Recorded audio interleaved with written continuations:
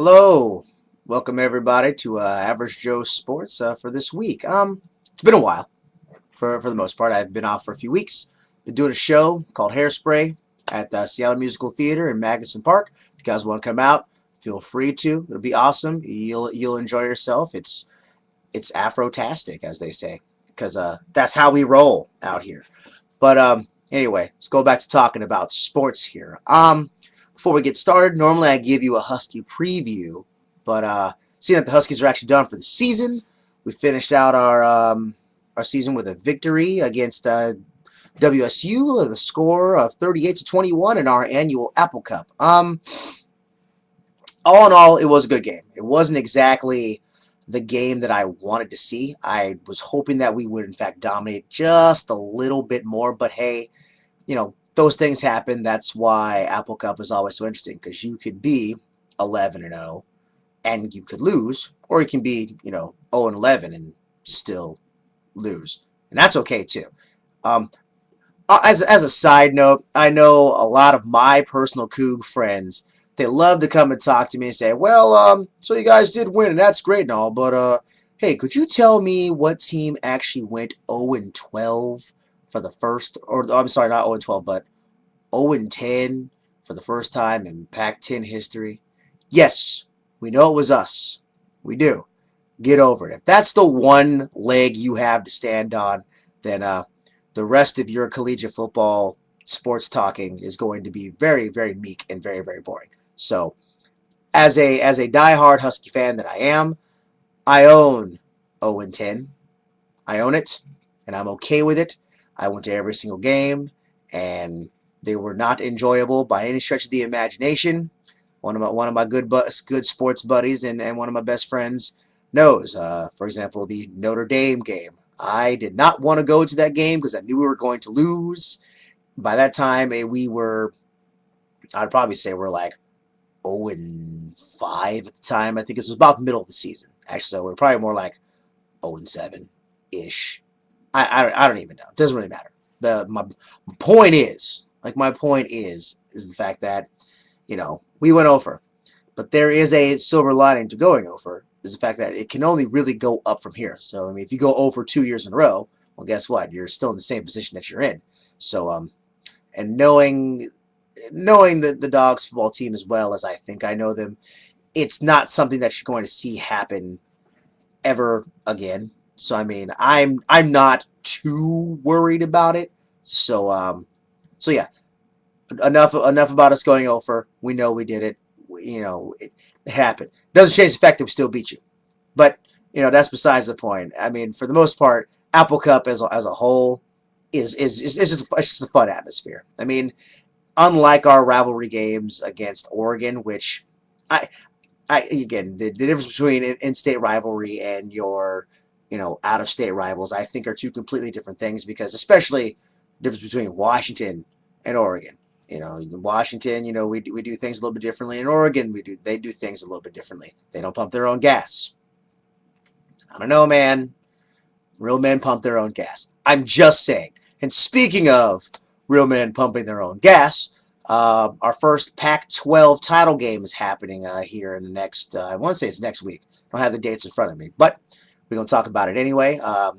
UCLA, ironically enough, with a sub-500 record, will be playing Oregon, ironically. So, how do I feel about this game? I feel like this. UCLA knows the only reason why they're going is because USC is on probation. Like, they know that. I know it. Everybody knows it. The whole collegiate sports world knows that.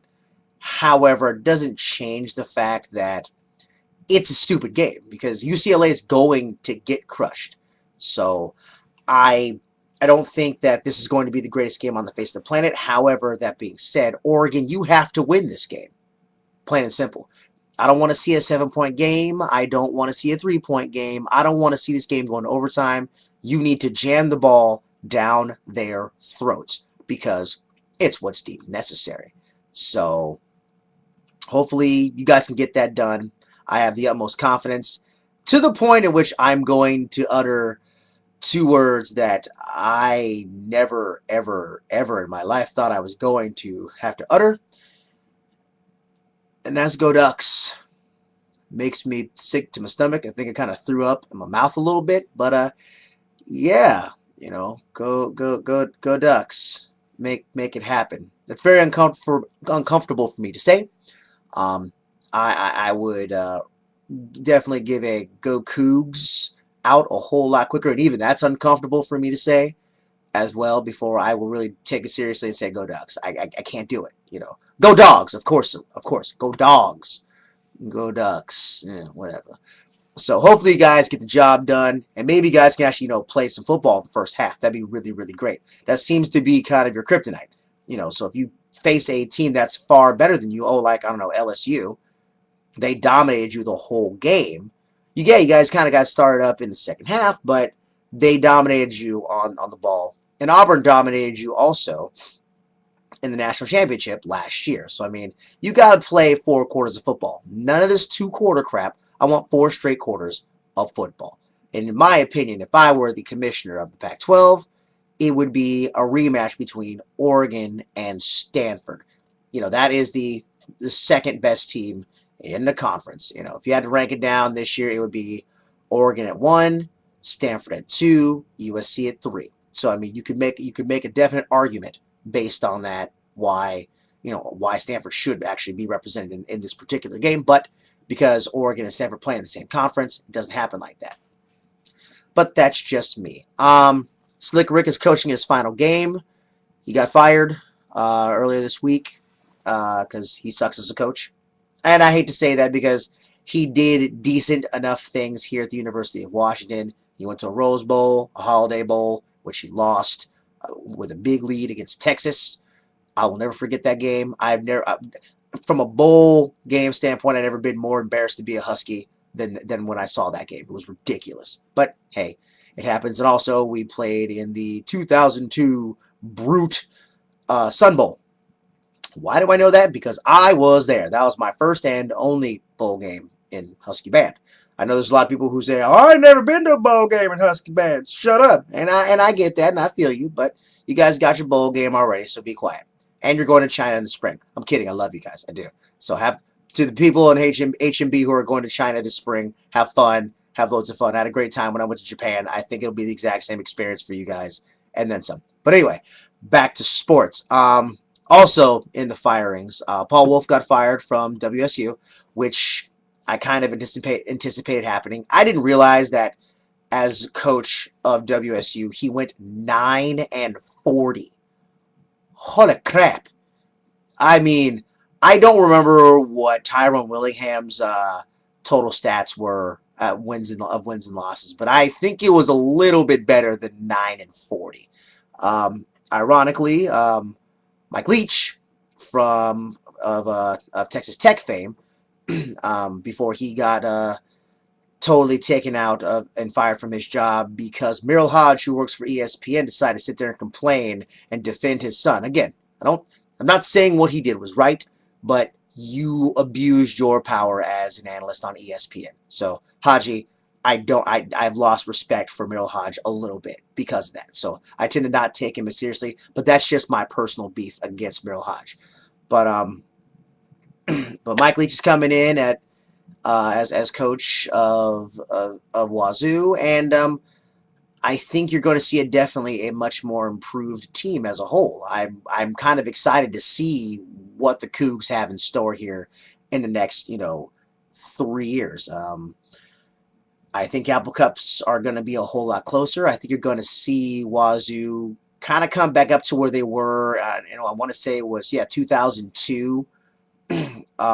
When they were ranked as high as number 3 in the nation, and they lost to us in Apple Cup in 3 overtimes on a very fair call, mind you, on that forward pass. By the way, I know a lot of people say that's garbage, but hey, you didn't win, therefore obviously it wasn't fair. And I will admit it was, a little sketch, but hey, it got the point across. So yeah, that's basically what's big in college football. Oakland is playing Miami next week. This Sunday. Hopefully we'll get to see Darren McFadden go back out on the field because we've been missing our running game a little bit. Carson Palmer got roughed up last week through an interception, and the receiving core needs to step it up. Hayward Bay catch the ball. Denarius Moore, I know he's been kind of gimping around a little bit, but he needs to catch the ball too. Michael Bush has been a great understudy for Darren McFadden. He doesn't have that power. He doesn't have the speed that McFadden has. He's definitely a bruiser. You know, he's the 3rd and 1 guy. So hopefully we'll see a much better team coming in. Sebastian Janikowski's a beast, by the way, kicking 6 field goals yesterday. Not yesterday, but on Sunday. God, yeah. Anyway, on Sunday against Chicago, he was definitely the star player of the game, which is very rare in a kicker. So hopefully he won't have to do as much work against Miami this weekend. Hopefully I'll get to see that game on TV because it got bumped by Seattle versus the Redskins, which turned out to be an oh-so-great game. So yeah, hopefully that'll be great. Go Raiders! And so on and so forth. So that's really all for the Average Joe Sports Vlog for this week. Not much going on in the sports dance cards, so gonna be performing and shaking my tail feather off a little bit. So yeah, that's about it. Go Dogs, go Ducks, go Raiders, and go Seahawks. They play the Eagles on Thursday, so that should be fun. So yeah, peace out. Thanks for watching. Check out the marching band videos, also on the same page. Peace out.